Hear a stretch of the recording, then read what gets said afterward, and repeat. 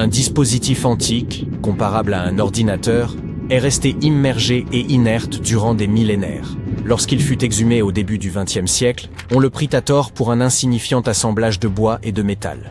Ce n'est qu'après une analyse rigoureuse que la machine d'Anticythère ébranla notre vision des anciens Grecs, ainsi que celle de leur compréhension du ciel.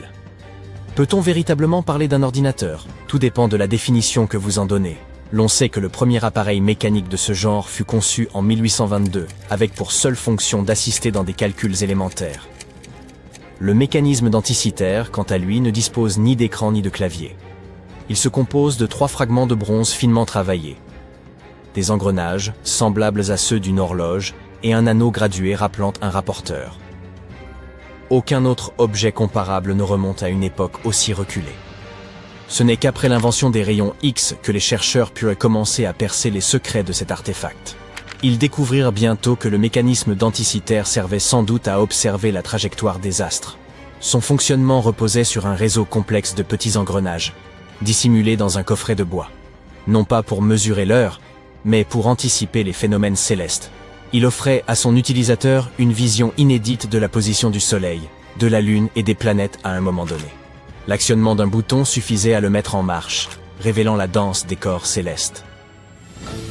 L'un des aspects les plus énigmatiques de cet objet est la présence de ces curieux pointeurs planétaires.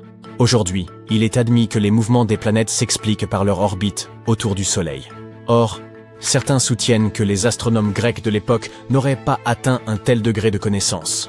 Quelques penseurs de la Grèce antique avaient bien formulé l'hypothèse d'un Soleil occupant le centre de l'univers connu.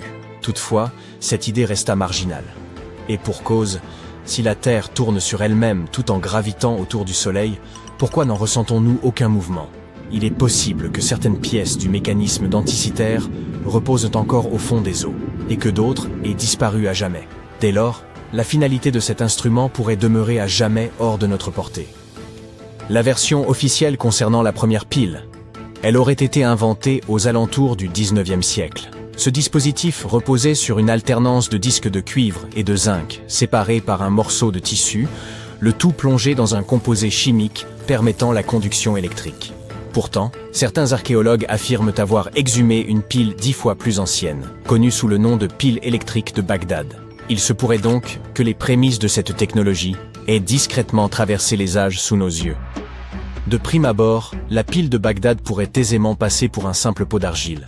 Ce qui la distingue, ce sont ses composants. Un agencement d'éléments insolites enchâssés les uns dans les autres. En son sein se trouvait un cylindre de cuivre entourant une tige de fer, laquelle aurait traversé le couvercle du vase. L'artiste archéologue à l'origine de cette découverte singulière n'a jamais rédigé de rapport détaillé sur le contexte, le lieu ou les circonstances exactes de sa trouvaille. Toutefois, la théorie la plus répandue voudrait que cet objet ait été mis au jour dans la région de l'actuel Bagdad, en Irak.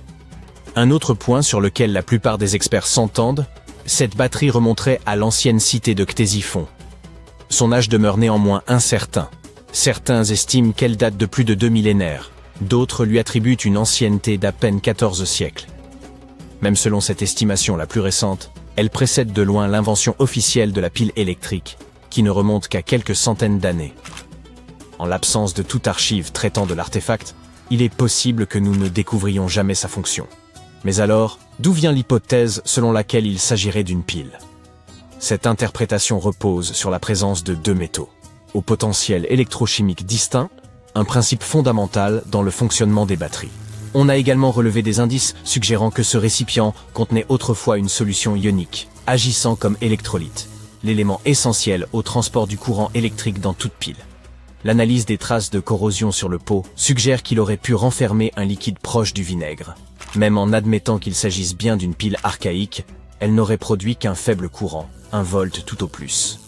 Les civilisations anciennes ne disposaient ni de téléviseurs, ni d'appareils ménagers, alors pourquoi auraient-elles eu besoin de batteries? De nombreuses théories ont vu le jour. À travers les âges, diverses cultures ont expérimenté les propriétés curatives de l'électricité. Les Grecs, par exemple, apaisaient certaines douleurs en posant des anguilles électriques sur leurs pieds.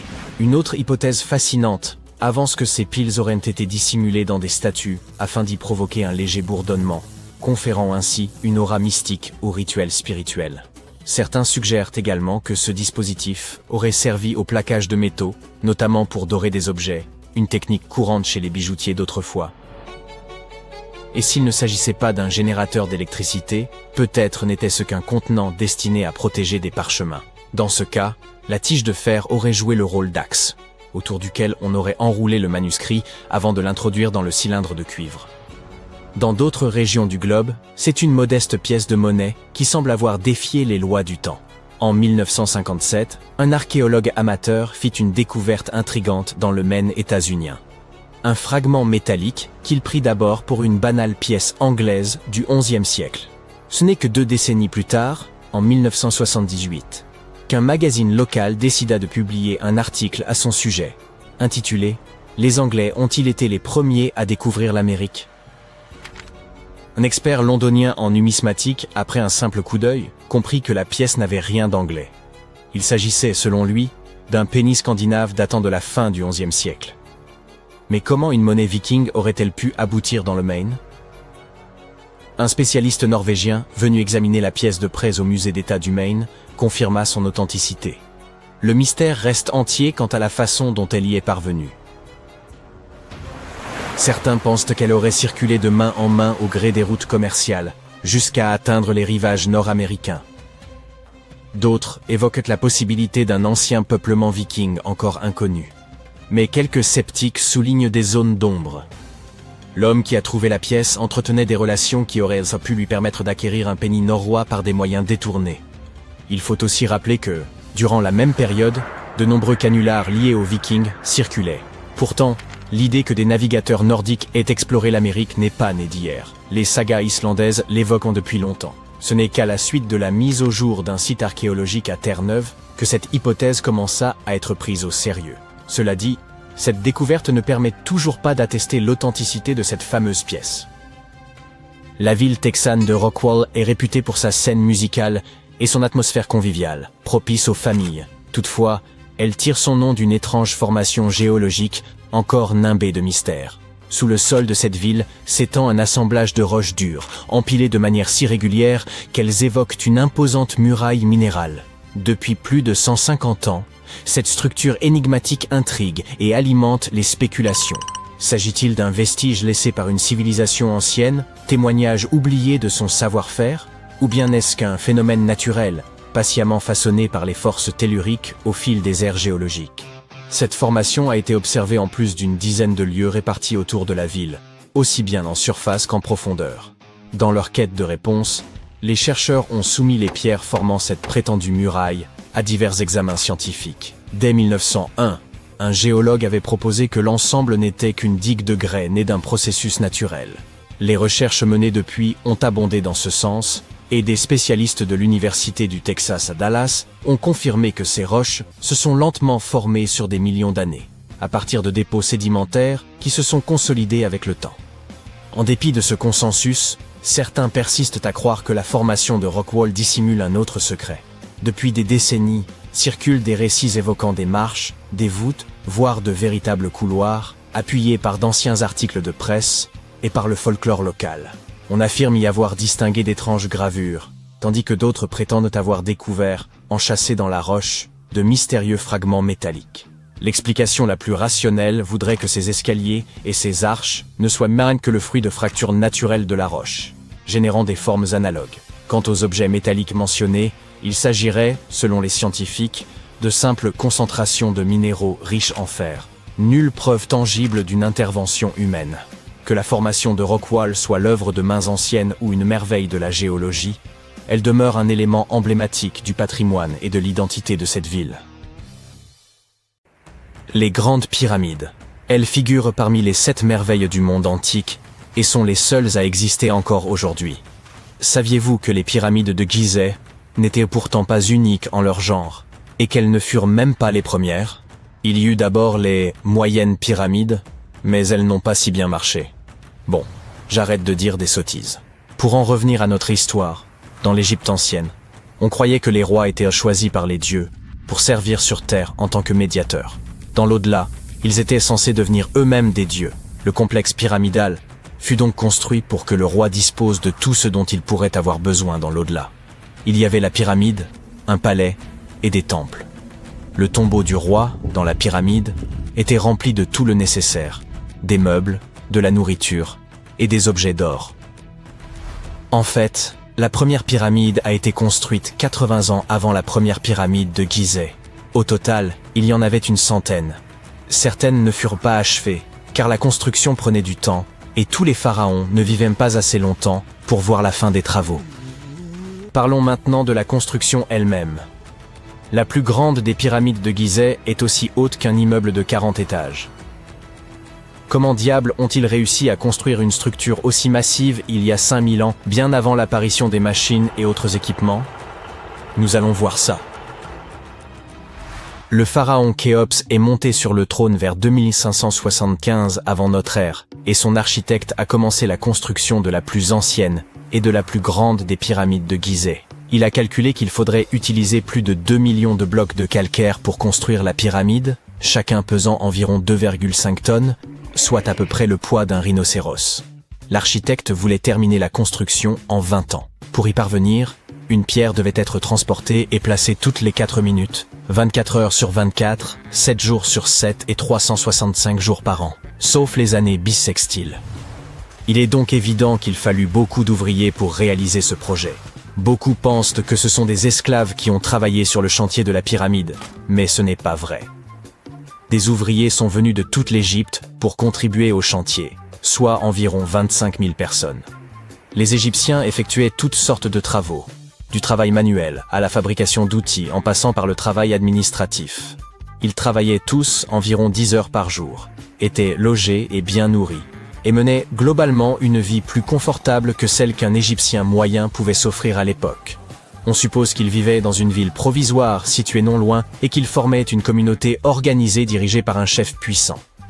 Les pyramides semblent avoir été conçues pour s'aligner sur les points cardinaux et leur côté symbolise les rayons du soleil.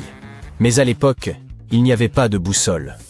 Les anciens Égyptiens calculaient eux-mêmes les directions, et ce avec une précision étonnante.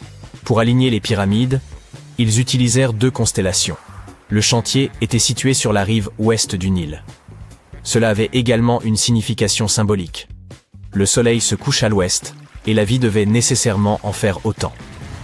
La deuxième pyramide de Gizeh fut construite pour le fils de Khéops, le pharaon Khéphren. Elle est un peu plus petite, mais c'est elle qui abrite la célèbre statue du Sphinx sans nez. Bien sûr, à l'origine, il avait un nez. Je vous raconterai bien ce qui lui est arrivé, mais c'est encore un mystère, personne ne le sait vraiment. Les sphinx ont un corps de lion et une tête d'homme. On les considérait comme les gardiens de lieux importants. Ce célèbre sphinx porte la tête du pharaon Khéphren et garde sa pyramide, face au soleil levant. Le sphinx est l'une des plus grandes et des plus anciennes statues d'or du monde. À l'origine, il n'avait pas seulement un nez, il était aussi coloré.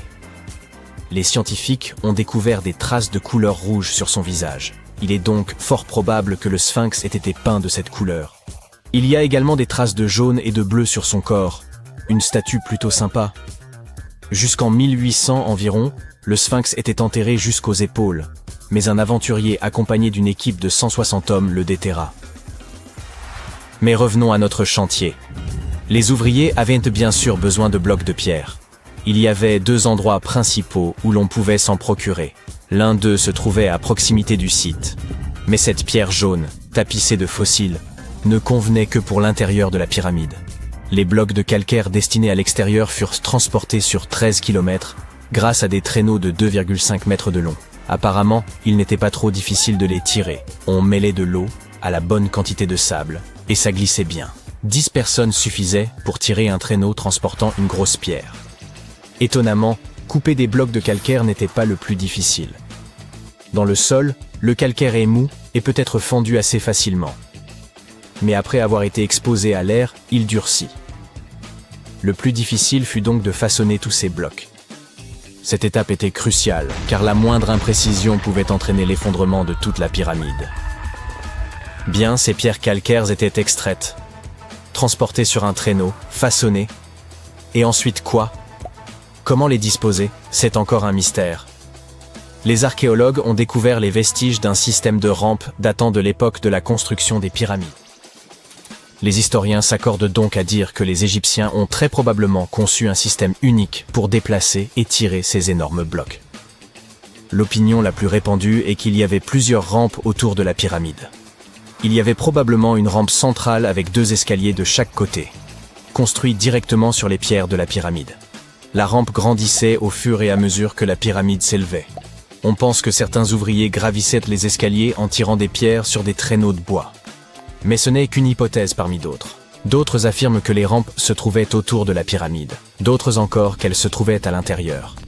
Peut-être que nous ne le saurons jamais, et que le mystère restera entier pour toujours. Le calcaire extérieur de la pyramide était poli avec du sable et de la pierre pour qu'il brille. Au sommet, il y avait un pyramidion en or et en argent, qui scintillait sur l'Égypte comme un deuxième soleil. Voilà comment on occupait son temps il y a 5000 ans. Parlons maintenant de l'intérieur. Curieusement, il n'y a pas grand-chose à l'intérieur de la pyramide. En très grande partie, il s'agit de pierres massives, avec très peu d'espace ouvert. Mais jetons un coup d'œil rapide. Depuis l'entrée, il y a 2 escaliers, l'un qui descend, l'autre qui monte. Ils nous mènent aux chambres. Il y en a 3 à l'intérieur. Pourquoi? Apparemment, une chambre funéraire devait être toujours prête au cas où le pharaon aurait rendu l'âme avant la fin des travaux. À mesure que les travaux avançaient, d'autres chambres étaient reconstruites. La dernière était la principale, c'était la chambre du roi, celle où repose Khéops. C'est la plus grande pièce, au cœur de la pyramide, et un grand passage y mène. On l'utilisait probablement pour monter le granit, servant à décorer l'intérieur. On utilisa également du granit pour fabriquer 5 étages de poutres destinés à soutenir la structure. Et apparemment, ça a bien tenu étant donné que la pyramide est restée debout pendant des siècles. Malheureusement, aucune de ces chambres ne comporte de hiéroglyphes. Si vous voulez en voir, vous devez aller voir les tombes décorées situées près des pyramides. Ces œuvres sont des représentations de la culture et de la vie quotidienne de l'Égypte ancienne. Leurs textes permettent aux chercheurs d'étudier la langue et la grammaire. Les trésors qui se trouvaient autrefois dans les pyramides ont été emportés par des pilleurs. Il existe aussi de nombreux tunnels et passages secrets à l'intérieur des pyramides. Mais aujourd'hui encore, personne n'en connaît le plan complet. Cela fait des années que les scientifiques envoient des robots, munis de caméras à l'intérieur. Mais il y a encore beaucoup de choses que nous ignorons. Aujourd'hui, ils se servent de rayons X pour scanner les pyramides de l'extérieur, sans entrer. Alors oui, les anciens Égyptiens ont bien créé un mystère que personne n'a réussi à percer en 5000 ans. Sécante, cosinus, tangente, sinus, 3,14159. C'était le cri de ralliement du club de trigonométrie à l'époque. Pour tous les autres élèves du cours de mathématiques, des termes tels que sinus, tangente et pi étaient tout simplement déconcertants. Qui les a inventés et pourquoi? Leur seul but était-il de rendre les choses plus difficiles pour les élèves? Eh bien, pas tout à fait. La trigonométrie a été inventée par les anciens Égyptiens. Ils avaient besoin de ces connaissances pour construire leurs pyramides, et ils ont fait du bon travail. La grande pyramide de Gizeh est toujours debout aujourd'hui, quelques 4500 ans après sa construction. Et personne n'a fait de réclamation. Sortons donc de cette salle de classe et partons pour un voyage dans le temps, afin de percer les secrets de la précision des anciens Égyptiens. Vous voici sur le chantier de la Grande Pyramide, à une quinzaine de kilomètres du Caire en Égypte. La ville n'est pas encore là. Vous n'êtes entouré que du désert et des nombreux ouvriers. Ils transportent de gros blocs de pierre pesant chacun 2,5 tonnes. Ces blocs se trouvent sur des traîneaux de bois qui eux-mêmes reposent sur de gros cylindres. Une équipe de 8 hommes fait rouler ces blocs en avant. Cela fait tout de suite penser au rouleau d'une caisse enregistreuse de supermarché. Le principe est exactement le même, mais l'échelle est plus grande, beaucoup plus grande. Les scientifiques estiment que les Égyptiens ont utilisé 2,3 millions de blocs de ce type rien que pour la Grande Pyramide. Et le bloc qui se trouve devant vous est l'un des plus légers. Le plus lourd d'entre eux pesait près de 15 tonnes. Mais d'où venaient tous ces blocs? La plupart provenaient de carrières situées autour de Gizeh. Ce n'est pas très impressionnant, pensez-vous. Mais attendez de savoir comment les ingénieurs de l'Antiquité ont transporté du granit sur 800 km jusqu'à la pyramide. À l'époque, il n'y avait ni chemin de fer, ni autoroute. Mais il y avait le Nil, ce fleuve puissant. Les chercheurs pensent même que les Égyptiens ont creusé un canal pour relier le Nil directement au site de construction des pyramides. Il suffisait alors d'attendre le début de la saison des crues, et le tour était joué. La montée des eaux faisait flotter les lourds blocs de pierre. Mais comment ont-ils ensuite soulevé tous ces énormes cailloux sur la terre ferme pour les empiler ainsi jusqu'au sommet? Disposaient-ils de grues gigantesques?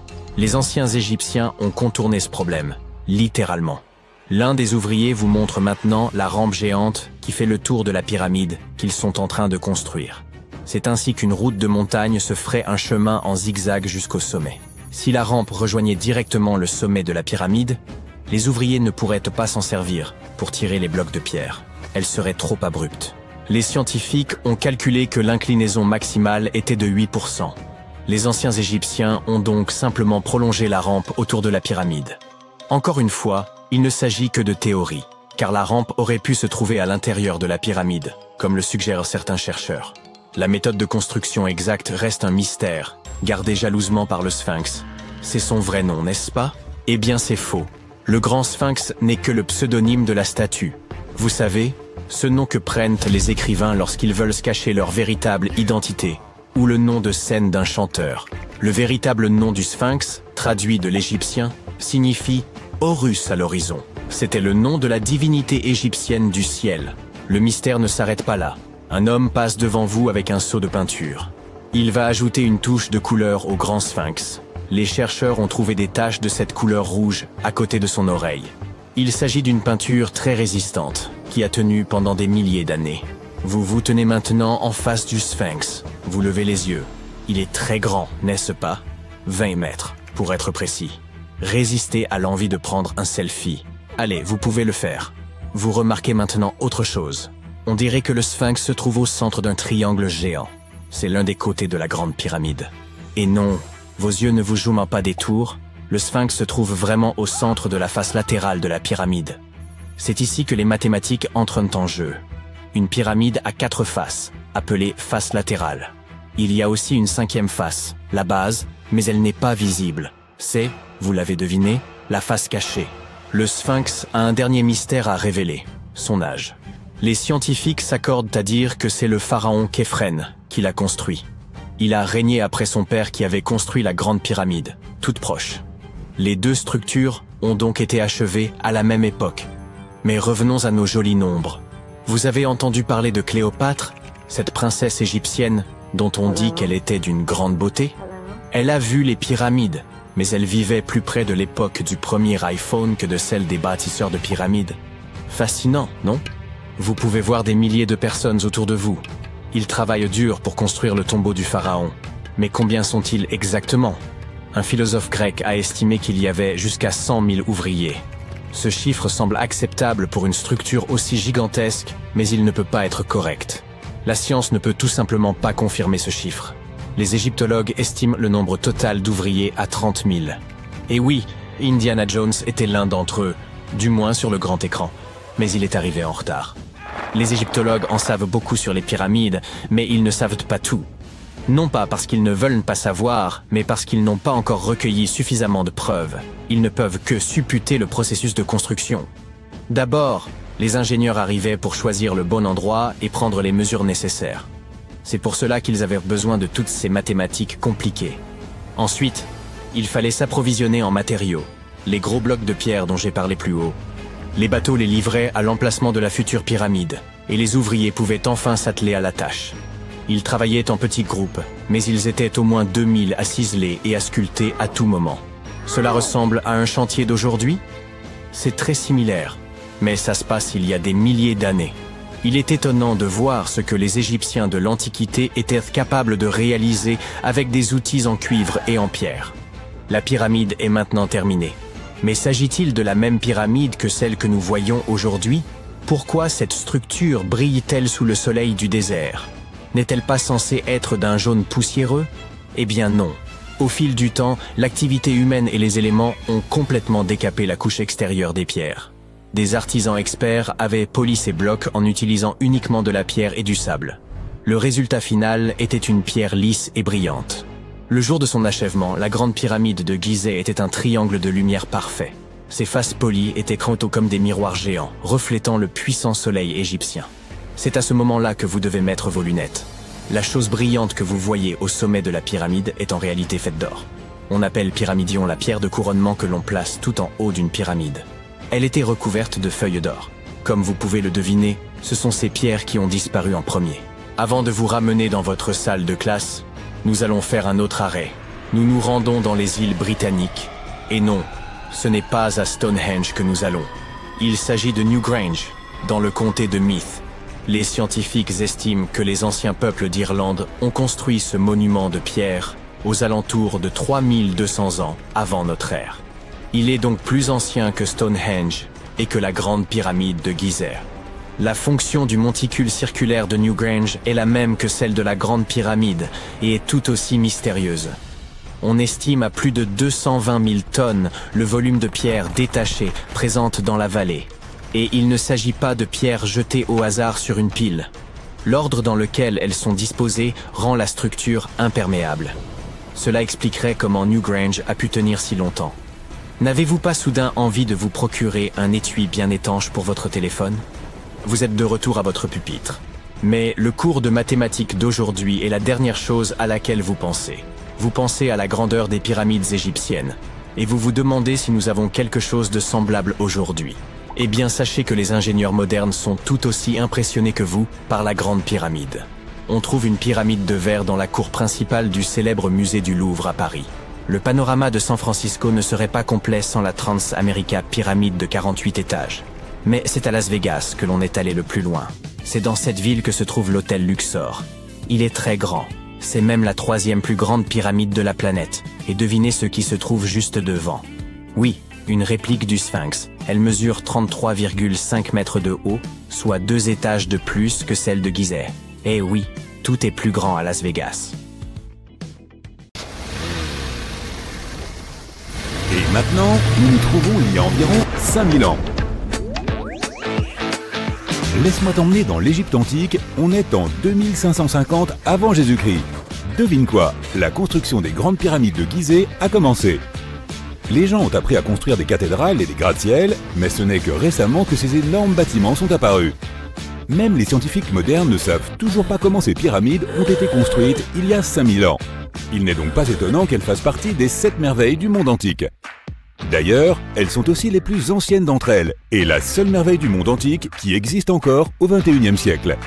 Il a fallu beaucoup de coopération pour construire une chose aussi massive, même pour les mesures d'aujourd'hui. Mais les pyramides de Gizeh n'étaient pas les premières de l'histoire. La première, appelée la pyramide à degrés, a été construite environ 80 ans avant la première pyramide de Gizeh, en 2630 avant Jésus-Christ, pour le roi Djoser. Elle n'était pas censée être extraordinaire, mais elle a fini par être très impressionnante. Il s'agissait d'une pyramide composée de 6 couches de pierre en escalier. Elle mesurait 62 mètres de haut, soit la hauteur d'un immeuble de 19 étages. Et c'était le plus haut bâtiment qui existe à l'époque. Mais ce n'était pas qu'une simple pyramide. Elle était entourée de tout un ensemble de bâtiments, y compris des cours intérieures. Dans l'Égypte antique, les gens croyaient à la vie après la mort. Alors tout le monde, surtout les rois, voulait s'assurer qu'ils avaient tout ce dont ils auraient besoin pour s'y préparer. Voici pourquoi le complexe des pyramides était parfaitement fourni avec de nombreux objets que les gens utilisaient au quotidien. Le complexe comprenait une pyramide et une sorte de palais. Ces bâtiments contenaient de nombreuses choses que le roi aimait et dont il pourrait avoir besoin un jour, comme des meubles, de la nourriture et des récipients en or. Après Djoser, la construction de pyramides est devenue une pratique courante, mais de nombreuses pyramides n'étaient pas terminées.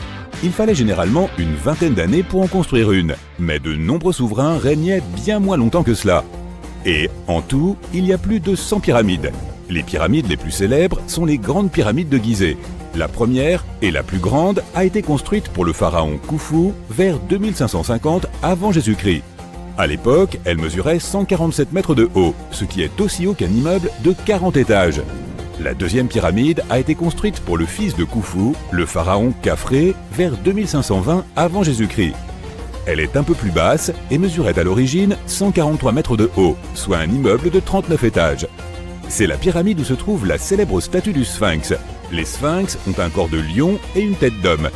On les construisait pour garder des zones importantes. Celui-ci a la tête du pharaon Khafré et garde sa pyramide faisant face au lever du soleil. Le Sphinx est la statue la plus connue et l'une des plus grandes et des plus anciennes du monde. À l'origine, il était de couleur rouge et avait un nez. Il est encore possible de voir les traces de pigments rouges près de ses oreilles, mais personne ne sait exactement quand son nez a disparu. Pendant un certain temps, le Sphinx a été en quelque sorte caché sous terre. Il était recouvert de sable jusqu'aux épaules. Heureusement, au début des années 1800, un aventurier, accompagné d'une équipe de 160 personnes, l'a déterré. La troisième pyramide de Gizeh est la plus petite. Elle est 2 fois plus basse. À l'origine, elle mesurait 66 mètres de haut, soit environ la hauteur d'un immeuble de 20 étages. Elle a été construite en 2490 avant Jésus-Christ pour le fils de Khafra, Menkaure. Les pyramides ont été conçues pour être alignées avec les points cardinaux et leurs côtés symbolisent les rayons du soleil. Mais à l'époque, il n'y avait pas de boussole. Les Égyptiens de l'Antiquité calculaient eux-mêmes les directions avec une précision étonnante. Pour aligner les pyramides, ils ont utilisé 2 constellations. À l'origine, les pyramides étaient recouvertes de calcaire blanc lisse et avaient un sommet doré et argenté pour refléter le soleil. Plus tard, d'autres rois ont pris le calcaire blanc des pyramides et l'ont utilisé pour d'autres constructions. Les scientifiques ont estimé que les Égyptiens de cette époque ont utilisé environ 2,3 millions de blocs de pierre pour construire la première pyramide. Chaque bloc pesait plus d'1 tonne, c'est le poids d'un rhinocéros. Certains blocs étaient encore plus gros, étant presque aussi lourds qu'un éléphant.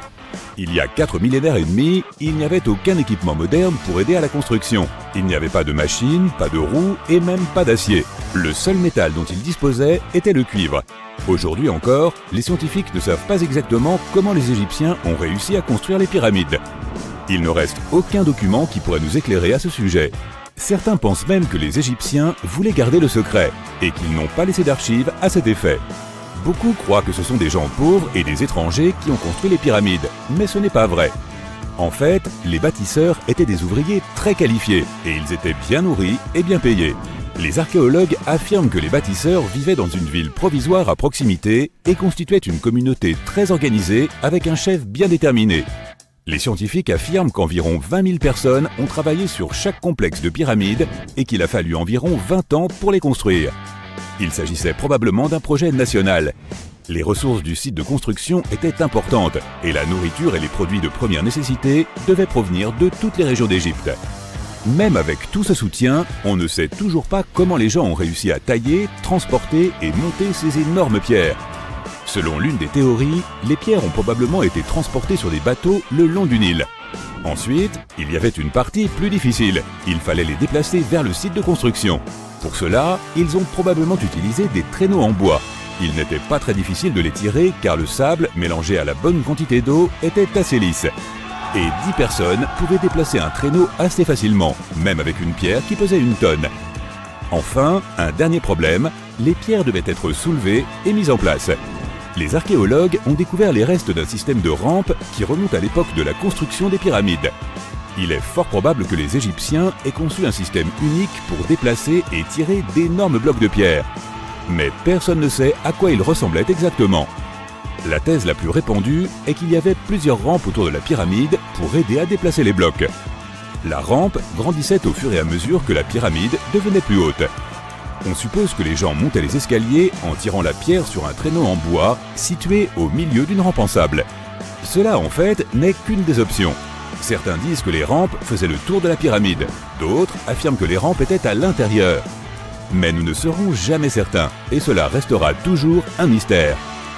D'ailleurs, c'est ce que voulaient les Égyptiens de l'Antiquité. Étonnamment, il n'y a pas grand-chose à l'intérieur des pyramides. La plupart d'entre elles ne sont que des pierres solides avec très peu d'espace ouvert. Mais jetons un rapide coup d'œil à l'intérieur de la plus grande des pyramides de Gizeh.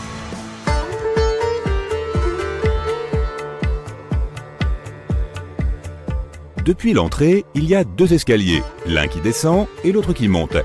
Celui qui descend vous emmène à une chambre située sous terre. C'est là que se trouvent les pharaons, mais pas dans cette pyramide, car Khufu voulait rester plus haut. La chambre souterraine est en partie inachevée. La pièce avec le sarcophage de Khéops est nommée la chambre du roi. On y monte à l'étage, puis on traverse la grande et longue galerie. Sous la chambre du roi, il y a une pièce appelée la chambre de la reine. Cependant, il n'y a pas de reine, et personne ne sait pourquoi la pièce s'appelle ainsi. Malheureusement, aucune de ces pièces n'a de hiéroglyphes sur les murs. Elles sont tout simplement vierges. Si tu veux en voir, tu dois aller dans les autres salles qui sont décorées. Ces œuvres d'art sont des représentations de la culture et de la vie quotidienne de l'Égypte antique. Les textes permettent aux chercheurs d'étudier leur langue et leur grammaire. Malheureusement, les trésors qui se trouvaient autrefois ici dans la pyramide ont été volés depuis longtemps. De cette pièce, il y a de nombreux tunnels dont le but est inconnu. Il y a beaucoup de tunnels et de passages à l'intérieur des pyramides. Il y a beaucoup de chambres, de puits et de chemins secrets. Les scientifiques ont envoyé de petits robots équipés de caméras depuis quelques décennies. Et grâce à eux, ils ont découvert une autre chambre un peu plus haut avec des hiéroglyphes sur les murs. Mais aujourd'hui encore, une grande partie des pyramides demeure inconnue et il n'existe pas de plan de construction des pyramides. Les Égyptiens ont créé un mystère que personne ne peut percer depuis 4500 ans. Les scientifiques ont récemment commencé à passer la pyramide au rayon X, afin d'apprendre ce qu'il y a à l'intérieur sans y pénétrer, ainsi que dans ces tunnels étroits et mystérieux.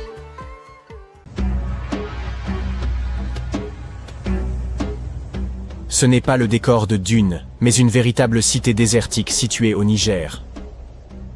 Djado a sans doute été édifié par le peuple nomade des Sao et regorge de Ksar, des maisons fortifiées de fêtes de sel et d'argile, dotées de murs imposants et de passages secrets. Perchée au cœur du désert, elle constituait autrefois une étape essentielle pour les caravanes transsahariennes, mais elle essaie désormais un repère pour les contrebandiers et les bandits. L'accès y est interdit depuis 2002 en raison de sa dangerosité. Et l'origine des Ksar demeure nimbée de mystères. Aucune étude archéologique n'a été menée, laissant de nombreuses questions sans réponse.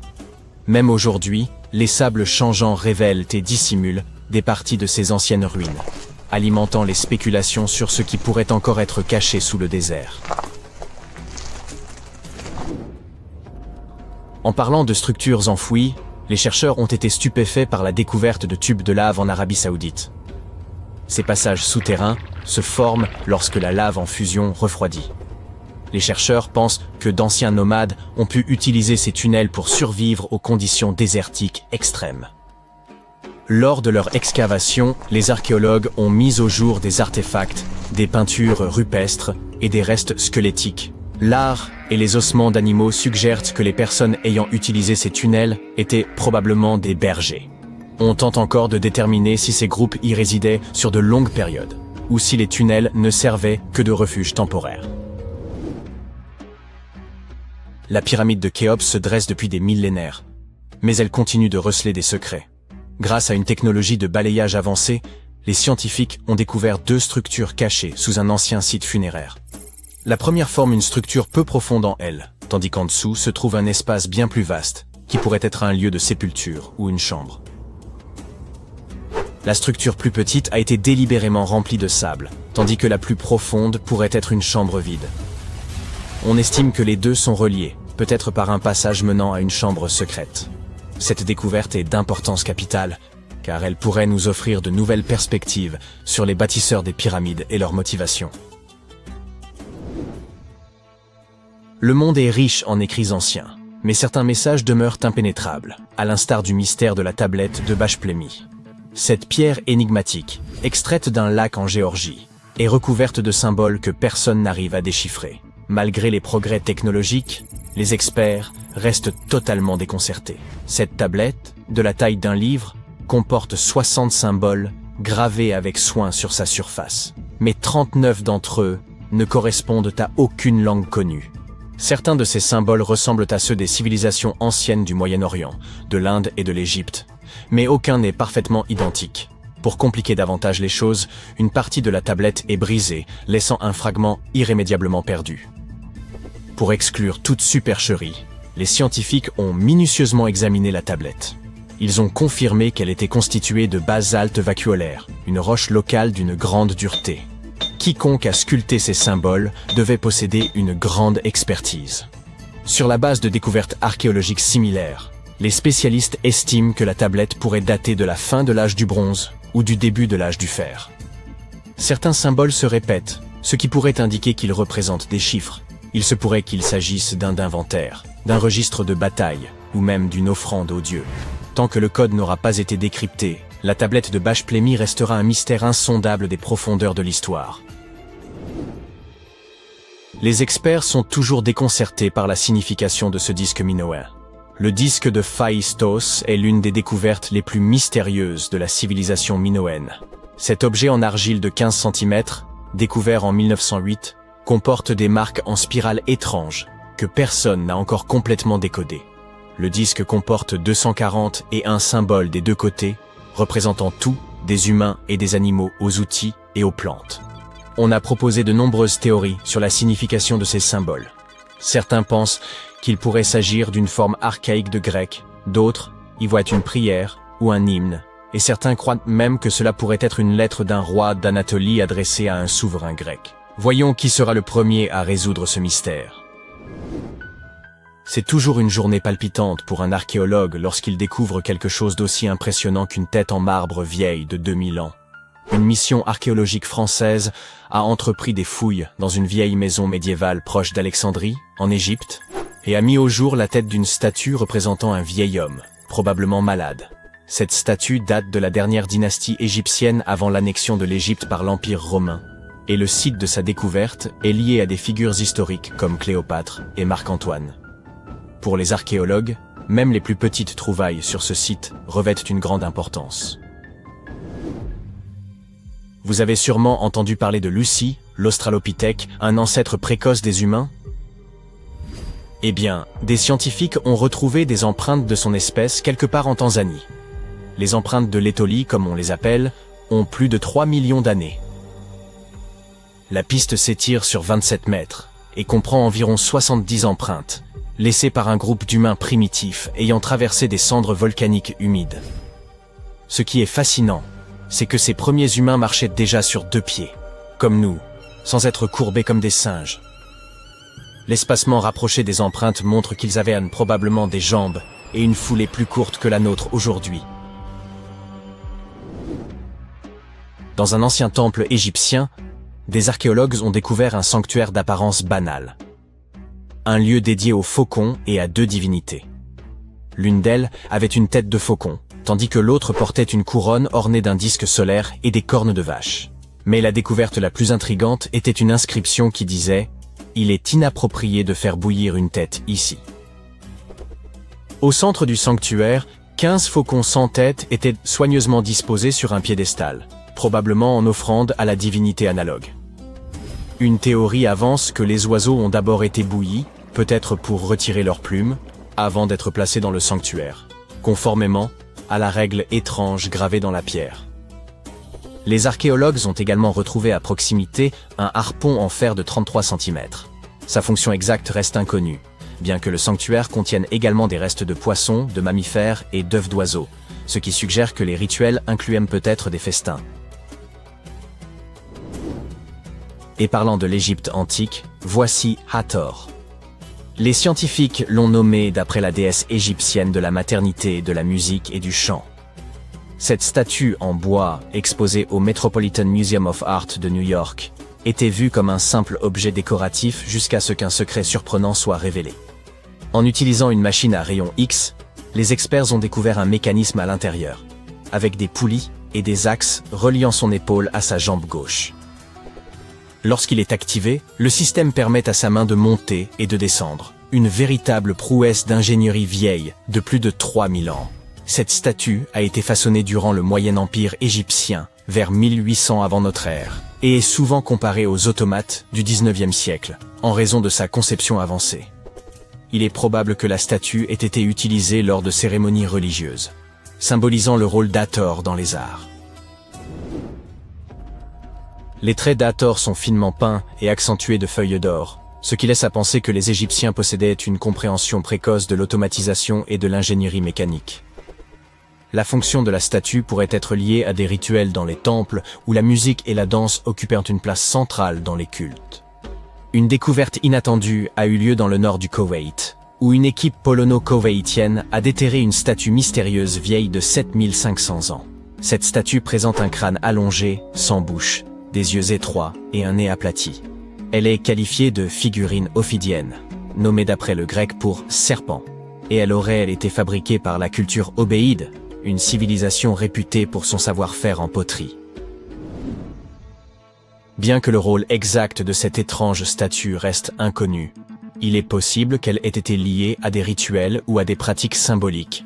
Certains scientifiques estiment que ces figurines, retrouvées dans des maisons ou des lieux de sépulture, étaient associées à des croyances culturelles importantes.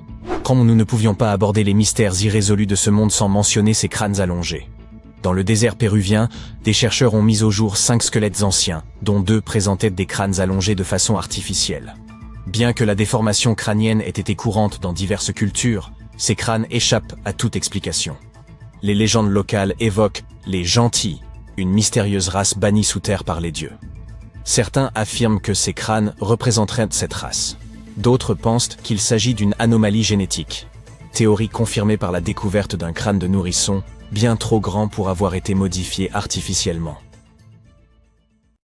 As-tu déjà entendu parler de Göbekli Tepe?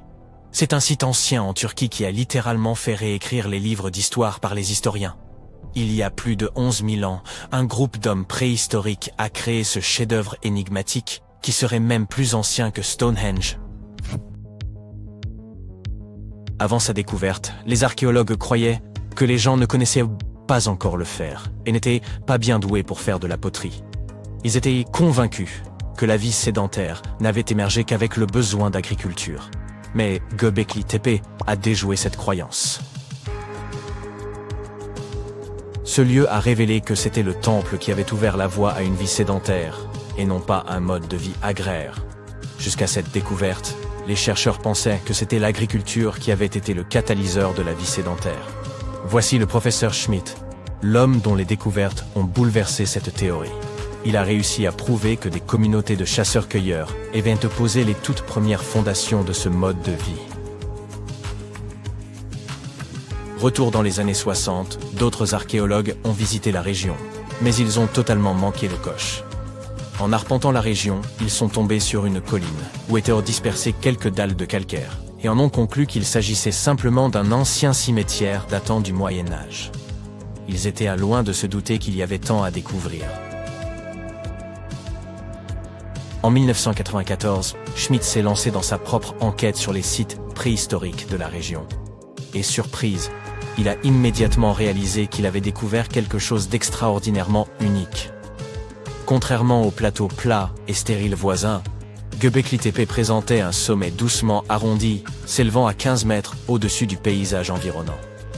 De façon plutôt comique, la traduction du nom de cet endroit est « la colline Ventru ». Schmidt était sûr que seuls des humains auraient pu créer une chose pareille. Ces morceaux de calcaire brisés qui étaient pris à tort pour des pierres tombales se sont avérés être bien plus passionnants. C'était comme tomber sur un trésor caché. Les fragments ont pris un tout nouveau sens, et Schmidt, avec son équipe, se sont apprêtés à plonger dans les secrets cachés sous la surface. À leur grande surprise, ils n'ont trouvé aucune trace d'habitation. Pas de foyer pour cuisiner, pas de maison, et aucun de ces adorables bibelots d'argile communément trouvés dans des sites voisins du même âge. Cependant, ils ont découvert que ces peuples anciens employaient déjà des outils, comme des marteaux en pierre. Schmidt et son équipe ont donc réfléchi ensemble et se sont livrés à une estimation audacieuse de l'âge des structures en pierre de Göbekli Tepe. Leur estimation a été confirmée par quelques datations au carbone effectuées sur place. L'aspect si ancien de ce lieu commençait enfin à avoir du sens. C'était comme un puzzle qui s'assemblait lentement. On pourrait penser qu'à l'époque, les gens n'avaient pas d'outils dédiés à la création de quelque chose d'aussi impressionnant que Göbekli Tepe. C'est faux. Il s'avère que ces hommes préhistoriques utilisaient des outils en silex au lieu de burins en métal sophistiqué. Ils étaient également doués pour tailler le calcaire plus doux et créer des piliers sur place. Ensuite, ils charriaient les piliers sur une courte distance jusqu'au sommet et les plaçaient verticalement. Une fois que les anneaux de pierre étaient terminés, on les couvrait de couches de terre. Avec le temps, on ajoutait de nouveaux anneaux, et voilà. Ça nous donne une colline épatante pour impressionner les gens dans le futur. Au cours de leur première année de fouilles, l'équipe a retrouvé près de 15 000 fragments d'ossements provenant de créatures sauvages. Les autochtones n'avaient pas d'animaux domestiques et ne cultivaient pas leur propre nourriture. Ils chassaient des bêtes sauvages pour leur repas. Mais les choses étaient sur le point de changer, car l'endroit présentait tout ce dont ils avaient besoin pour commencer à se livrer à l'agriculture. Les scientifiques affirmaient qu'ils disposèrent de céréales et de moutons sauvages qui auraient pu être domestiqués. Et devine quoi? À seulement 32 km de là, dans un village préhistorique, des généticiens ont retrouvé des traces des plus anciennes souches de blé domestiquées au monde. Ces découvertes sensationnelles ont complètement changé notre vision de la civilisation. Dans le passé, les experts pensaient que les gens devaient d'abord apprendre à cultiver, puis s'installer dans un endroit avant de pouvoir y construire des temples, et développer une société complexe. Mais devine quoi? Les recherches de Schmitt bouleversent cette notion. Il affirme que l'effort incroyable consacré à la construction de ces structures étonnantes a en réalité préparé le terrain en vue du développement de sociétés avancées. Cela signifie que ces changements sociétaux et culturels sont survenus avant l'agriculture. Schmitt entretient cette hypothèse fascinante à propos de Göbekli Tepe. Il pense qu'il aurait pu s'agir d'un lieu de sépulture spécial où les gens laissèrent leurs proches.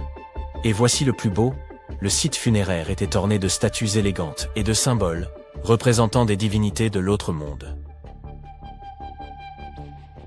L'idée que Göbekli Tepe aurait pu servir de site sacré ajoute une autre couche de complexité à notre histoire. Alors que le véritable intérêt du site peut nous échapper, les réflexions de Schmitt nous invitent à considérer le lien profond qui unit la vie et l'au-delà et le respect que ces sociétés de chasseurs-cueilleurs auraient peut-être nourri pour leurs défunts ancêtres. Maintenant, évoquons les stars du spectacle. Les fascinantes colonnes en forme de T qui dominent Göbekli Tepe. Ces structures mystérieuses mesurent de 3 à 6 mètres de hauteur et représentent très probablement des figures humaines stylisées. Mais l'une d'elles se distingue du reste. Un bas-relief de lion en 3 dimensions. Cette représentation stimule vraiment notre imagination.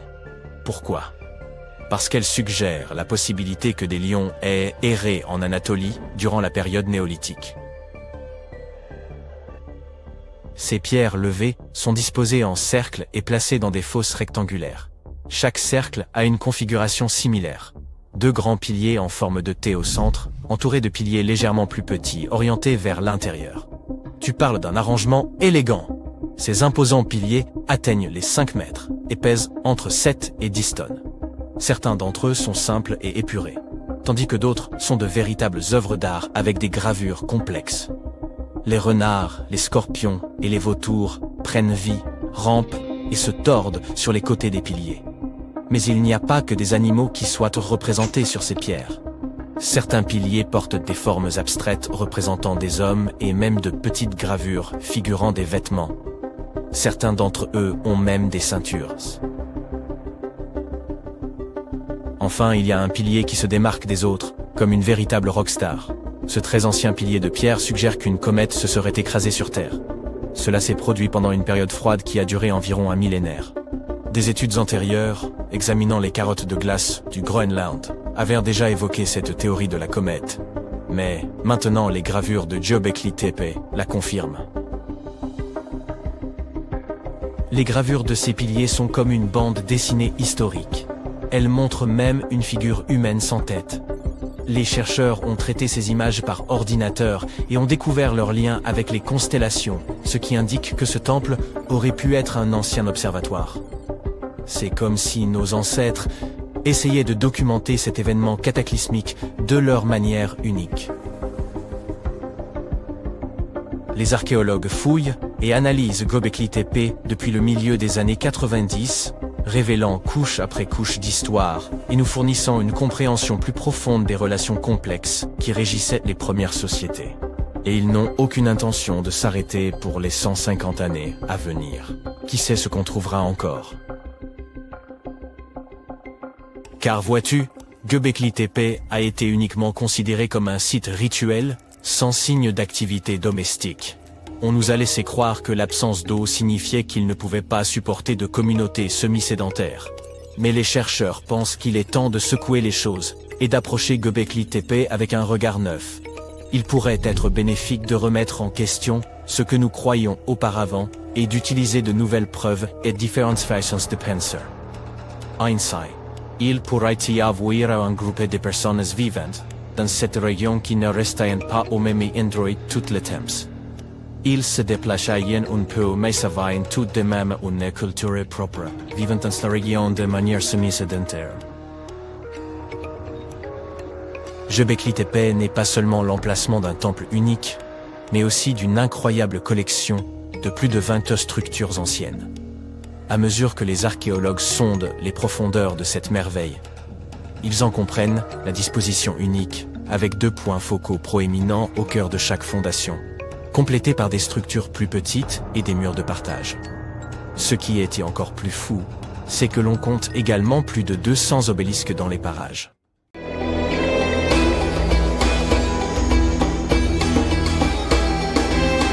La Grande Pyramide a été créée comme lieu de repos éternel pour le monarque égyptien antique Khéops.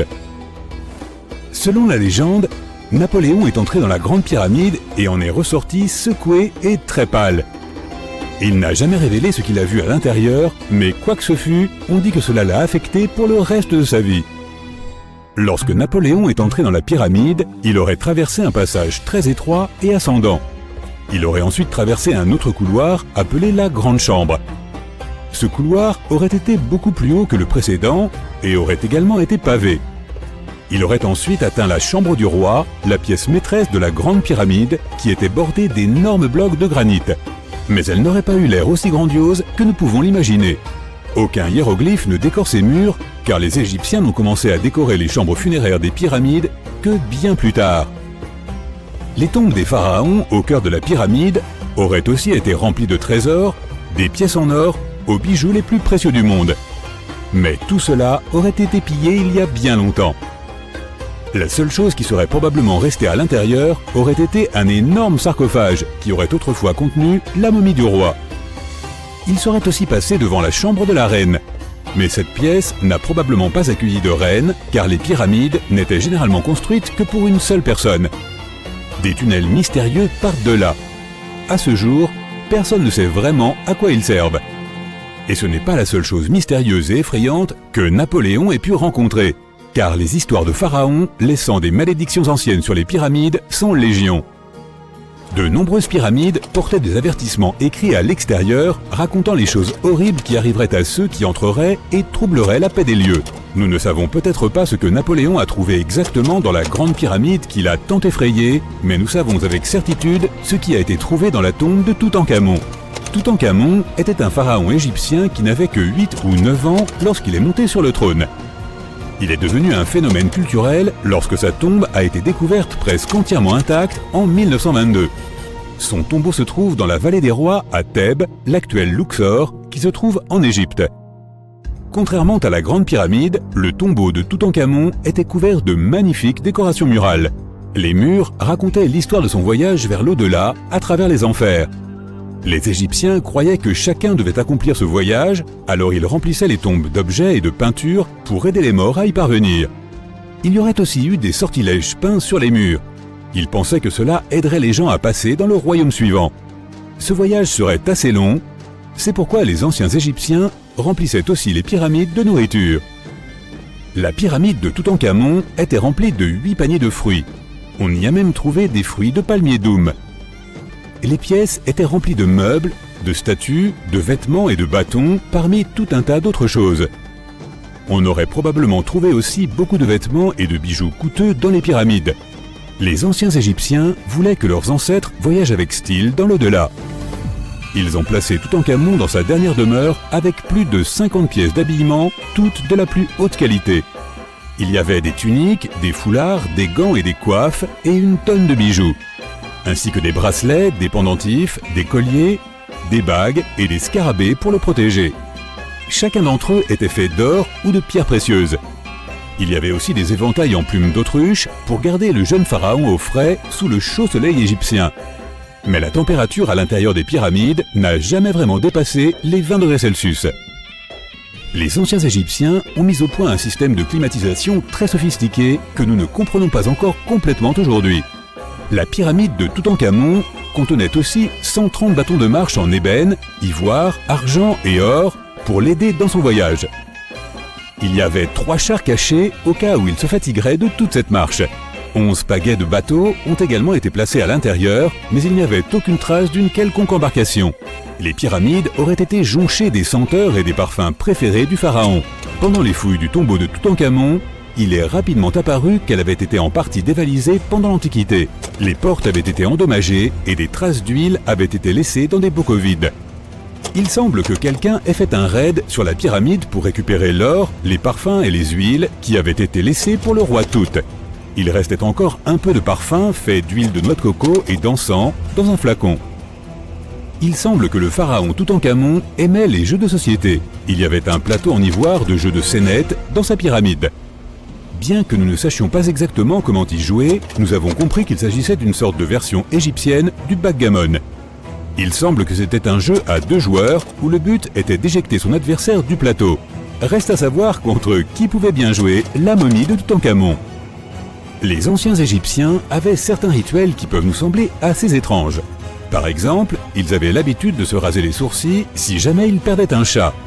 Il n'est donc pas trop surprenant qu'ils aient mis des choses vraiment bizarres à l'intérieur des pyramides. Les archéologues ont découvert une collection de chats momifiés et de scarabées dans des pyramides datant de plus de 4000 ans.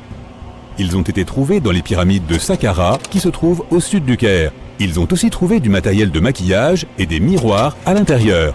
Le maquillage était porté fièrement par les hommes et les femmes à l'époque de l'Égypte ancienne. L'eyeliner était le produit cosmétique le plus populaire. La pierre de Rosette est l'une des découvertes les plus significatives jamais faites dans les pyramides. Elle a été trouvée par l'armée de Napoléon Bonaparte.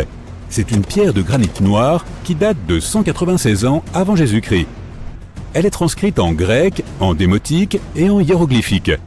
Lorsqu'elle a été traduite en 1822, nous avons obtenu la clé pour comprendre les hiéroglyphes de l'Égypte ancienne pour la toute première fois. La découverte de la momie de la reine Hatshepsut en 1903 a changé à jamais notre compréhension des anciens Égyptiens. Après son décès, son successeur Thoutmôsis III a supprimé la plupart des preuves de son règne, si bien que nous ne savions pratiquement rien de l'une des premières grandes dirigeantes d'Égypte. Elle est maintenant devenue l'une des rares et des plus célèbres pharaons. Le pharaon Khéops avait un bateau entier dans sa pyramide. Les archéologues ont découvert plus de 1200 morceaux d'un bateau géant près de la grande pyramide de Gizeh. Ils ont réassemblé le bateau et il fait une longueur impressionnante de 43 mètres. Il s'agit très probablement d'un bateau solaire qui a été conçu pour transporter le roi ressuscité auprès de la divinité Ra. Fait amusant, la pyramide de Gizeh est la dernière des 7 merveilles du monde antique. Les 6 autres sont les jardins suspendus de Babylone, le colosse de Rhodes, le temple d'Artémis, le mausolée d'Halicarnasse, le phare d'Alexandrie et la statue de Zeus à Olympie. Cette pyramide a également été la structure artificielle la plus haute du monde pendant 3800 ans. Pour ériger la plus grande pyramide d'Égypte, il a fallu un nombre stupéfiant de 2,3 millions de blocs de calcaire, dont certains pesaient jusqu'à 80 tonnes. Il aura fallu aussi 100 000 ouvriers et 23 ans pour la construire. Sa hauteur originale était de 147 mètres. En 2017, les archéologues ont découvert quelque chose d'étrange à propos de la Grande Pyramide d'Égypte. Il y a un vide caché d'au moins 30 mètres de long et personne ne sait vraiment pourquoi il est là ni ce qu'il contient réellement. Ce vide étrange est la première structure intérieure découverte dans la pyramide de 4500 ans depuis les années 1800. Les scientifiques ont utilisé des rayons cosmiques pour détecter le trou massif, mais ne sont toujours pas plus près aujourd'hui de découvrir ce qu'il y a à l'intérieur. Les anciens Égyptiens ont pris beaucoup de soin à construire les pyramides et tout était placé stratégiquement et structurellement solide. Il est donc improbable que ce trou soit dû à la chute de blocs au fil du temps. De nombreuses pyramides contenaient également de petites figurines modèles appelées Ushbeti. Elles représentaient des assistants. Ils croyaient qu'ils prendraient vie pour servir les pharaons dans l'au-delà. Mais il est fascinant de constater que toutes ces choses aient pu tenir à l'intérieur. Il n'y a pas tellement d'espace à l'intérieur des structures. Est-ce que tu sais qui était Nikola Tesla? Tu as certainement entendu parler des grandes pyramides d'Égypte. Et si je te disais que Tesla a peut-être découvert l'ancien mystère qui entoure 16 pyramides? Pardon? Un mélange de science et d'archéologie? Et non. Il est fort probable que les pyramides ne soient pas si énigmatiques après tout. Mais tout d'abord, voici ce que nous savons sur les pyramides. Qu'ont-elles de si mystérieux? Ce ne sont que de vieux monuments bizarres, n'est-ce pas? L'une des plus grandes questions concerne leur construction. Certains pensent qu'elles furent bâties à la force du poignet et à la sueur du front, d'autres qu'une source d'énergie inconnue de l'homme moderne fut utilisée pour les ériger. Et si des extraterrestres nous avaient aidés? Probablement pas. Mais cette idée d'une mystérieuse énergie employée à l'édification des pyramides existe depuis très longtemps. Même dans les textes anciens, comme les textes des pyramides, il est dit « Les dieux nous ont donné de quoi construire une grande puissance. Il se peut donc que quelque chose d'incroyablement puissant ait participé à cette prouesse architecturale. Qui sait ?» Au début des années 1900, Tesla commença à s'intéresser aux grandes pyramides d'Égypte. Il lut de nombreux ouvrages sur ces antiques structures et fut époustouflé par la quantité d'énergie qu'elles semblaient dégager. À l'époque, peu de gens connaissaient l'électricité. Et notre scientifique se demanda si les pyramides ne cachèrent pas une technologie avancée. Il se dit que leur puissance pouvait être liée à l'électromagnétisme, et il consacra beaucoup de temps et d'efforts à tenter d'en savoir plus. Il avait des théories assez bizarres pour l'époque. Il pensait que les pyramides contenaient une charge électrique et qu'elles alimentaient en énergie les zones environnantes. Il croyait également que des cristaux étaient à la source de cette énergie. Selon lui, ces cristaux super puissants se trouvaient à l'intérieur des pyramides et pouvaient contrôler les champs électromagnétiques. Mais ce n'est pas tout. Tesla pensait également que les matériaux utilisés pour construire ces monuments avaient des propriétés leur permettant de capter l'énergie du Soleil et de la Lune, et pas seulement en petite quantité. Il pensait que les pyramides pouvaient créer un champ d'énergie assez puissant pour éclairer des villes entières et même illuminer des zones plongées dans l'obscurité. On les utilisait comme des sortes de centrales électriques géantes afin de produire de l'énergie et faire fonctionner des machines. Les pyramides étaient liées, d'après Tesla, à une énergie cosmique employée pour l'éveil spirituel et la guérison des maux. Plutôt New Age, n'est-ce pas? Ces hypothèses n'étaient pas d'origine fantaisiste.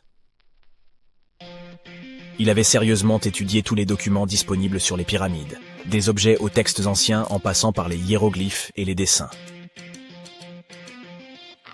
Et il en avait conclu que les pyramides avaient été conçues comme des amplificateurs d'énergie et aussi qu'une mystérieuse source d'énergie avait été utilisée pour les construire. Certains pensaient que Tesla n'était qu'un excentrique avec de folles théories. Mais ces idées ont eu un impact considérable sur la façon dont nous percevons les pyramides aujourd'hui. Depuis quelques années, des chercheurs et des universitaires étudient ces découvertes et les utilisent pour lever le voile sur certains des plus grands mystères qui entourent ces anciennes structures. Par exemple, des scientifiques ont récemment mené des expériences théoriques pour analyser comment la Grande Pyramide réagirait à certaines ondes radio. Ils ont découvert qu'elle pouvait capter les ondes radio d'une certaine longueur et faire ensuite converger leur énergie de ces salles à sa base. Les scientifiques ont effectué de nombreux calculs pour parvenir à cette conclusion. Ils ont d'abord réfléchi aux longueurs d'onde qui fonctionneraient le mieux. Ils ont ensuite modélisé la réaction de la pyramide à ces ondes et ils ont calculé la quantité d'énergie qui serait absorbée ou diffusée. Enfin, ils ont étudié comment l'énergie se déplacerait à l'intérieur de la pyramide une fois captée par la structure. Pour expliquer tout cela, ils ont employé ce que l'on appelle l'analyse multipolaire, qui consiste à décomposer un objet complexe en éléments simples. Il est alors possible de voir comment chaque partie réagit à l'énergie. C'est un peu comme lorsqu'on défait un puzzle pour voir comment chaque pièce s'emboîte avec les autres. Les chercheurs s'intéressent à la manière dont tout cela pourra nous servir. Ils cherchent à fabriquer des particules capables de faire la même chose que les pyramides, mais avec de la lumière. En modifiant la taille, la forme et la matière de ces particules, ils peuvent contrôler la façon dont la lumière se déplace autour d'elles. Cela peut s'avérer très utile pour la fabrication de minuscules capteurs ou de cellules solaires très efficaces. Les scientifiques ont dû faire quelques suppositions au cours de leurs recherches. Ils ont imaginé qu'il n'y avait pas d'espace caché à l'intérieur des pyramides et que les matériaux utilisés pour les construire étaient tous identiques. Et ils sont ainsi parvenus à faire des découvertes assez impressionnantes. Mais son étude des pyramides n'est pas l'unique témoignage du génie hyper moderne de Tesla. Nombreuses sont ces théories qui paraissaient irréalistes à l'époque, mais que des scientifiques réévaluent aujourd'hui pour des applications pratiques. Parlons du projet le plus ambitieux de Tesla, la tour de Wardenclyffe. En 1900, Tesla était déjà un grand nom de l'ingénierie électrique en Amérique. Cette invention étonnante et le fait qu'il ait réussi à surpasser Thomas Edison dans la guerre des courants impressionnait les gens. Mais Tesla ne se reposa jamais sur ses lauriers. Il décida ensuite de se lancer dans son projet le plus ambitieux, la tour de transmission de Wardenclyffe. Construite entre 1901 et 1905, elle est fondée sur l'une des idées les plus révolutionnaires de Tesla. Il souhaitait rendre l'impossible possible en créant un système mondial de communication sans fil. Ce système utiliserait la Terre elle-même comme conducteur, transmettant de la musique, des informations, des rapports boursiers, des communications militaires sécurisées et même des images en fac-similé. Cela te rappelle quelque chose? Oui, cela ressemble à l'Internet que nous utilisons aujourd'hui, mais sans aucun câble. Mais Tesla avait un rêve encore plus grand, transmettre de l'énergie sans fil. Il avait déjà prouvé qu'il était possible d'envoyer des signaux à haute fréquence grâce à son célèbre transformateur. Et par la suite, il fut obsédé par la transmission d'énergie sans fil. Sa vision était non seulement de transformer la façon dont nous communiquons, mais aussi de trouver un moyen de transférer des courants électriques à l'échelle mondiale en puisant dans l'énergie naturelle de la Terre. Tesla pensait qu'il existait une abondance d'énergie libre, tout autour de nous, et qu'elle pouvait être utilisée au profit de l'humanité. En 1899, il mena des expériences secrètes et fut convaincu qu'il était possible de transmettre de l'énergie électrique à travers la haute atmosphère terrestre. C'est ainsi que la tour de Wardenclyffe vit le jour. Elle était censée être la station prototype d'un réseau planétaire qui devait fournir de l'énergie sans fil au monde entier. Malheureusement, Tesla n'avait ni les ressources ni la confiance de ses investisseurs pour mener à bien ce projet. Il rencontra toutes sortes de problèmes financiers. Et en 1917, la tour inachevée fut finalement démolie et tout son matériel vendu afin de rembourser les dettes croissantes de notre génie. Aujourd'hui, elle nous rappelle tristement que les plus grands esprits ne parviennent pas toujours à réaliser leurs rêves. Cependant, le laboratoire de briques rouges est toujours là, le seul laboratoire de Tesla à avoir survécu. Un détail amusant. En 2017, une équipe de tournage a fait une découverte stupéfiante. Ils ont utilisé un géoradar pour explorer la zone autour de Wardenclyffe et ils ont trouvé toute une série de tunnels s'étendant sur des dizaines de mètres au-dessous du site. Personne ne sait exactement à quoi ils servaient, mais on pense qu'ils faisaient partie du grand projet de Tesla. Wardenclyffe est bien sûr un site important pour les fans du grand homme. Qui sait, peut-être quelqu'un parviendra-t-il un jour à percer le mystère de ces tunnels. Mais même si cela n'arrive jamais, l'héritage de Tesla continuera longtemps de nourrir l'imagination des scientifiques du monde entier.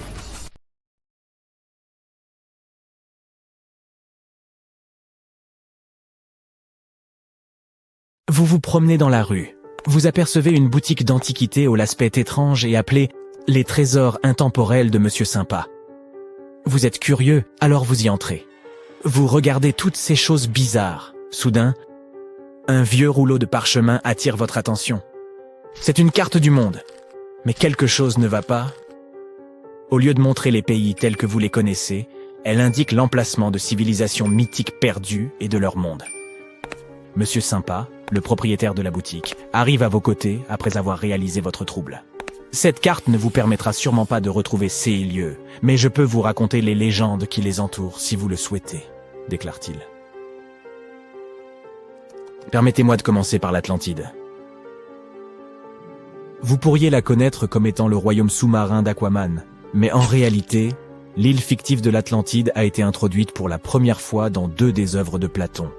D'après lui, Atlantis était une civilisation hautement avancée et qui aurait existé environ 9000 ans avant son propre temps. Son histoire aurait été transmise par les poètes, philosophes et autres dramaturges. Platon a écrit au sujet de l'Atlantide et de ses habitants, afin d'illustrer une morale, et pour mettre en garde contre les dangers de l'arrogance ainsi que la chute inévitable de ceux qui cherchent à accumuler trop de pouvoir. Dans ces dialogues, Platon décrivait l'Atlantide comme un grand et puissant empire, craint et respecté dans toutes les parties du monde. Elle avait été fondée par des êtres qui étaient mi-humains et mi-divins, et elle est très rapidement devenue une puissance navale de premier ordre. L'île regorgeant d'or, d'argent et d'autres métaux précieux, cela a très certainement aidé leur cause. Mais en plus de cela, elle était également connue pour son architecture, à couper le souffle, et sa technologie à nul autre égale, ainsi que pour ses innombrables animaux, rares et exotiques. Les Atlantes étaient fiers de leurs prodigieux accomplissements et de la perfection atteinte par leur civilisation. Mais cet excès d'orgueil allait causer leur perte. Ils se pensaient tellement supérieurs qu'ils auraient pu prendre le contrôle de n'importe quelle nation. Cela les a amenés à conduire une série d'invasions. Ils ont ainsi conquis de nombreuses terres de la Méditerranée. Mais lorsque le moment est venu d'entrer dans Athènes, les Athéniens les ont repoussés avec une force extraordinaire, de sorte que les Atlantes ont finalement été défaits. Platon affirmait que les dieux se sont alors mis en colère contre les Atlantes en raison de leur méchanceté, de leur cupidité et de leur manque de morale, si bien qu'elles les ont punis en déclenchant des tremblements de terre qui ont fait sombrer l'Atlantide sous les flots. Bien que les premières traces écrites de l'Atlantide soient les œuvres de Platon, certaines personnes croient toujours que son histoire est basée sur des faits concrets et ont essayé d'identifier l'île de l'Atlantide sur la base de pays réels. Certains ont suggéré qu'elle aurait pu être située en Méditerranée, près des côtes espagnoles ou italiennes. D'autres encore pensaient qu'elle aurait pu se trouver dans les Caraïbes, au large de l'Amérique centrale ou de l'Amérique du Sud. Mais il n'existait aucune preuve tangible permettant d'étayer ces affirmations. Une théorie en particulier a semblé plus plausible que toutes les autres. Située dans la mer Égée, l'île de Santorini était le foyer d'une culture minoenne très avancée. Cependant, en raison d'une énorme éruption volcanique, cette société avait été détruite il y a environ 3600 ans, provoquant la disparition soudaine de la civilisation minoenne. Cette similitude entre les Atlantes fictifs et les Minoens historiques ont fait de Santorin la parfaite candidate pour toutes ces spéculations. Pourtant, quelques incohérences majeures persistaient, comme le fait que le moment où Platon replace la destruction de l'Atlantide ne coïncide pas du tout avec celui de l'éruption de Santorin. Ainsi, l'Atlantide continue de n'être considérée comme rien de plus qu'une légende populaire dans le monde scientifique. Progressons maintenant sur la carte en direction du Septentrion, poursuit Monsieur Sympa. Selon la mythologie celtique bretonne, il existait autrefois une ville magnifique appelée Oise, également connue sous le nom de Caeris, et qui surplombait la fameuse baie de Douarnenez en Bretagne. Elle aurait été la cité la plus prospère de tout l'Atlantique. Elle était surtout célèbre pour ses jardins somptueux et ses majestueux édifices. Et tous ses sujets y vivaient heureux et jouissaient du plus grand confort. Dahut, qui était la fille du roi Gradelon dans les légendes et la littérature bretonne, nourrissait un amour profond pour l'océan. Elle avait supplié son père de construire une ville au bord de la mer, et c'est ainsi que la ville d'Is avait été fondée. Elle était bien loin de se douter qu'elle se rendrait responsable de la destruction du cadeau tant chéri que lui avait fait son père. Car voyez-vous, comme la ville était entourée par les flots, il fallait bien qu'elle soit protégée par une digue, flanquée de nombreuses écluses, et ses portes ne pouvaient être ouvertes qu'à marée basse. Et le seul à posséder les clés de ces portes n'était autre que le roi lui-même. Un jour, un beau chevalier vêtu de rouge parvint à la ville, mais ne put en franchir les portes. La princesse Dahut était tant éprise de lui qu'elle voulut le laisser entrer. Elle n'ignorait pas que son père était le gardien de l'unique clé de la ville. Alors elle se faufila dans sa chambre pour la lui dérober. Puis elle la confia à son beau chevalier, afin qu'il puisse pénétrer dans la cité et que tous deux puissent enfin naître ensemble. Cependant, le chevalier rouge s'avéra être le diable en personne, et il laissa intentionnellement la porte ouverte face à la mer déchaînée. Les vagues eurent tôt fait d'engloutir tout Caeris. Le roi Gradelon parvint à s'échapper sur son cheval magique, mais pas sa fille. Elle fut transformée en une sirène maléfique, condamnée à attirer les marins vers leur perte. Aujourd'hui, si vous vous rendez à Quimper, en Bretagne, vous pouvez y trouver la statue du roi Gradelon chevauchant son destrier. Bien que la ville d'Is ne soit qu'une légende, certains habitants de la côte bretonne racontent que les jours où les eaux sont calmes, vous pouvez encore entendre le carillon des cloches de la ville profondément sous la mer, si vous tendez l'oreille. Monsieur Sympa pointe ensuite l'océan Indien sur la carte et dit « Maintenant, avez-vous déjà entendu parler du continent perdu de Lémurie ?» Au milieu du 19e siècle, quelques savants ont suggéré qu'il existait autrefois un continent dans l'océan Indien, quelque part près du sud de l'actuel Sri Lanka. Le premier à populariser cette théorie aura été l'avocat britannique et zoologiste Philip Lutley Sclater. Dans son article « Les mammifères de Madagascar », il a prétendu avoir retrouvé des fossiles de lémurs en Inde plutôt qu'en Afrique. Cependant, cette découverte était proprement bouleversante pour lui, eu égard au fait que la terre d'origine des lémurs, Madagascar, se trouvait beaucoup plus proche de l'Afrique. Il a donc avancé que tout cela n'était possible que si un continent plus grand avait un jour connecté les deux. Il a suggéré que ce continent avait dû finalement sombrer au fond de l'océan. Il l'a ensuite baptisé la Lémurie, et ainsi est née cette théorie.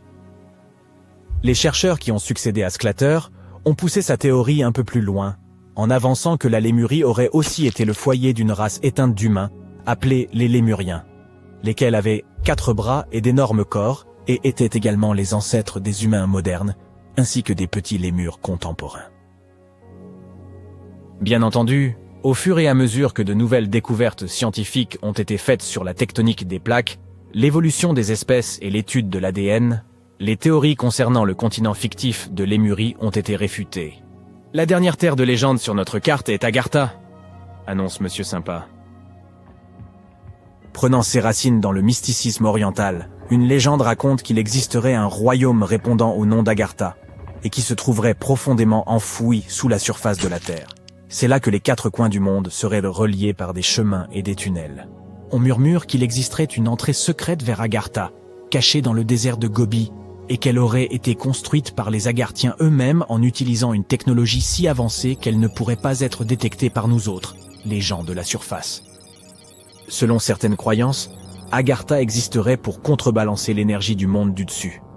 Alors que nous vivons dans un état de précipitation et d'émotions exacerbées, ce monde sous nos pieds en serait l'exact opposé. D'aucuns affirment même que ceux qui ont échappé à la destruction de l'Atlantide se seraient réfugiés ici pour continuer leur vie au cœur de la Terre. Et pourtant, d'autres pensent qu'il s'agirait en réalité d'une contrée grouillante de toutes sortes de monstres. Mais il n'y a pas lieu d'avoir peur, puisque la science moderne a prouvé que le noyau terrestre était tout sauf creux, mais plutôt une boule de fer solide surchauffée. Vous pouvez donc d'ores et déjà annuler vos projets de voyage vers le centre de la Terre. Merci, Monsieur Sympa. Remontons le temps jusqu'aux premiers jours de l'histoire de l'humanité, à l'époque où nos ancêtres vivaient en tribus nomades. Songe un instant à ce que devait être la vie pour ceux qui souffraient d'une déficience visuelle. Pour ceux qui avaient la chance de n'avoir que des problèmes de vue bénins, ils pouvaient probablement se déplacer sans trop de difficultés. Mais pour ceux qui souffraient de graves problèmes de vue, les défis étaient quasi insurmontables. Leur productivité et leur utilité pour la tribu pouvaient être grandement compromises, ce qui pouvait conduire à leur exclusion. Au fur et à mesure que nous nous sommes établis et avons formé des communautés, la façon dont nous nous traitions mutuellement a commencé à évoluer, et nous avons commencé à considérer ces personnes souffrant de graves problèmes de vue avec un peu plus de gentillesse et d'empathie. Toutefois, sans les connaissances scientifiques dont nous disposons aujourd'hui, les moyens de leur venir en aide étaient très limités. Avant l'apparition des lunettes, les gens souffrant de problèmes de vue mineurs, comme la myopie, n'étaient probablement pas très affectés. Même si leur déficience visuelle pouvait rendre plus difficiles certaines tâches, comme la chasse ou l'identification d'une menace, ces individus pouvaient tout de même contribuer à la survie de leur tribu, et étaient donc généralement acceptés par leurs pairs. Au fil du temps, à mesure que leur vue se détériorait, nombreux sont ceux qui ont appris à s'adapter. Le déclin progressif de leur vue sur plusieurs années n'était peut-être même pas perceptible, si bien qu'elles ont pu développer des mécanismes d'adaptation, comme le fait de s'appuyer davantage sur leurs autres sens. Il convient également de noter qu'une vision nette et précise n'était pas aussi essentielle à l'époque qu'elle ne l'est aujourd'hui. Pendant la grande partie de notre histoire, les taux d'alphabétisation ont été très faibles, souvent de l'ordre de 20% tout au plus, et une formation académique n'était pas essentielle à la plupart des emplois. Par conséquent, les problèmes de vue n'affectaient pas nécessairement la capacité d'un individu à travailler ou à apprendre. La plupart des gens n'étaient pas censés effectuer de tâches nécessitant une vue exceptionnelle. Ils pouvaient donc s'en sortir tant qu'ils étaient en mesure d'accomplir leurs tâches, qui prenaient souvent la forme d'un travail physique.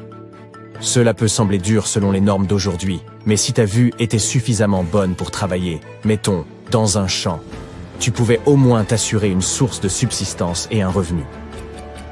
Avance rapide jusqu'au XIIIe siècle, lorsque le premier éclat de ce que nous appellerions plus tard des lunettes a commencé à poindre.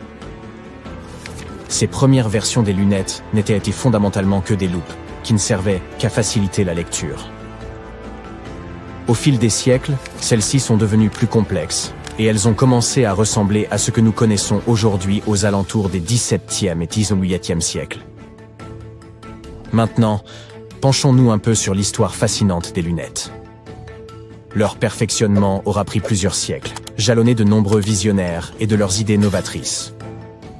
Toutefois, le mystère de l'inventeur des lunettes apportées reste encore entier.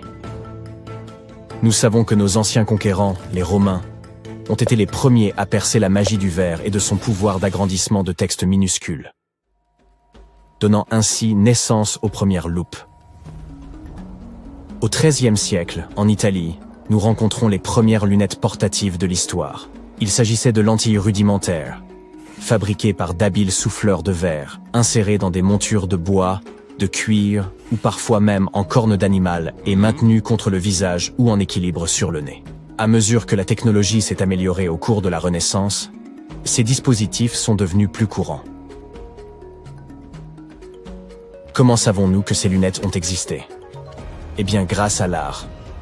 Les peintures du début de la Renaissance représentent parfois des érudits avec des montures à main ou des bésicles juchés sur le nez. Sur la base de tests de vision rudimentaires, les souffleurs de verre italiens ont su façonner des verres de différentes épaisseurs. En raison de leur popularité croissante, ces lunettes ont commencé à quitter l'Italie pour s'étendre au reste de l'Europe, devenant un accessoire de luxe accessible à ceux qui pouvaient se l'offrir. Compte tenu de l'importance accordée au savoir à la Renaissance, les lunettes sont devenues un signe de prouesse intellectuelle et de richesse. Pendant un certain temps, il a semblé que la technologie des lunettes avait atteint un plafond. Ce n'est qu'au XVIIe siècle que l'on a assisté à un véritable bond en avant, lorsque les lunettes ont permis de garder les mains libres, grâce à l'introduction de branches qui s'étendaient au-dessus des oreilles. L'un des exemples les plus remarquables de ces lunettes modernes sont les fameuses Martin's Margins, conçues par l'inventeur Benjamin Martin. Aujourd'hui, ces lunettes sont très recherchées par les collectionneurs, mais elles ont été pionnières dans la quête de verres plus précis et plus fins, soutenues par des montures robustes. Une fois que les lunettes sont devenues intra-auriculaires, leur évolution a semblé s'accélérer. Même Benjamin Franklin a contribué à ce développement, en inventant le verre à double foyer, une solution astucieuse pour ceux qui devaient jongler avec des problèmes de vision de près comme de loin. Il a ingénieusement découpé 2 lentilles et les a couplées en une seule monture. À la même époque, les lunettes en ciseaux ont gagné en popularité. Il s'agissait essentiellement de lunettes de poche, pliables comme une paire de ciseaux et parfaites pour les moments où l'on avait besoin de jeter un coup d'œil rapide sur quelque chose d'important. Certains messieurs n'étaient guère enthousiastes à l'idée de porter des lunettes en permanence, et ces lunettes compactes présentaient donc une solution idéale. À l'aube du XIXe siècle, les lunettes étaient encore fabriquées à la main et n'étaient pas accessibles à tous. Mais eu égard à la révolution industrielle qui s'annonçait, la production en masse de montures et de verres se profilait déjà à l'horizon, facilitant la correction de la vue pour les travailleurs acharnés. Le début du XVIIIe siècle a également vu l'introduction de verres cylindriques uniques, conçus pour corriger l'astigmatisme. Au cours du XXe siècle, les lunettes ont commencé à passer du statut de nécessité oculaire à celui d'accessoire de mode. Un large éventail de montures de formes, de matériaux et de couleurs différents a commencé à inonder le marché, permettant aux porteurs de choisir des lunettes adaptées à la forme de leur visage, à la couleur de leurs yeux, ou même à leur tenue vestimentaire. Theodore Roosevelt, par exemple, portait des lunettes sans branches qui restaient en place grâce à un pince-nez. Bien qu'elles soient tombées en désuétude en raison de leur aspect digne du siècle dernier, ces lunettes faisaient fureur à l'époque. Ce qui a vraiment changé la donne, c'est l'avènement de plastique robuste. Les montures n'avaient plus besoin d'être en bois, en métal ou en corne. Ce plastique pouvait être moulé dans un vaste assortiment de formes et de tailles. C'est également au XXe siècle que l'on assiste à l'essor des lunettes de soleil. Si l'idée est née en Asie au XIIe siècle, elles étaient à l'origine destinées à masquer l'expression des juges, et non à améliorer la vision ou à protéger du soleil. Plusieurs fabricants ont joué avec des verres colorés, mais pas pour des raisons de protection. Très vite, cependant, les lunettes de soleil teintées sont devenues populaires, en raison de la sensibilité à la lumière due à certaines conditions médicales. Cette tendance s'est rapidement imposée, et, à la fin des années 20, les lunettes de soleil étaient produites en masse. Non seulement pour protéger du soleil, mais aussi pour réduire l'éblouissement. Les années 80 ont vu naître les lentilles en plastique, moins susceptibles de se briser et plus légères et plus fines que les lentilles en verre. Et l'innovation ne s'est pas arrêtée là. Aujourd'hui, nous disposons de verres dotés de revêtements protecteurs qui réduisent l'éblouissement et bloquent les rayons UV nocifs. Aussi fascinant que cela puisse sembler, une autre découverte intéressante a trait au pourcentage de personnes affectées par des problèmes de vision. Certaines études suggèrent que la myopie n'était pas aussi répandue dans le passé qu'elle ne l'est aujourd'hui. En réalité, le nombre de personnes diagnostiquées comme souffrant de myopie a explosé. Les projections indiquent même que d'ici à 250 ans, une personne sur 2 sur la planète pourrait être myope. Une étude particulière a mis en lumière le fait que la myopie touche aujourd'hui 2 fois plus d'enfants que dans les années 60. Dans certaines régions d'Asie, la situation est encore plus accentuée.